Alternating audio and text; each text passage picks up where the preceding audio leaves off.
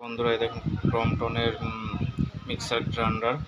তো এই যে ডিস্টার্ব হচ্ছে, দেখুন হচ্ছে না। তো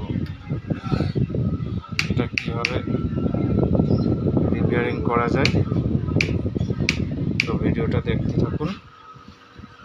দেখুন ফাইনালি হচ্ছে যে ক্রমটনের যে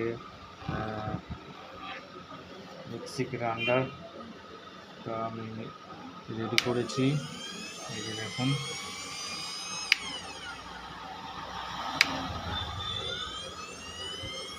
এটা নতুনই ছিল, কিন্তু পার্টি বেশি দিন ব্যবহার করতে পারিনি। 2-3 মাস পরেই এটা খারাপ হয়ে যায়।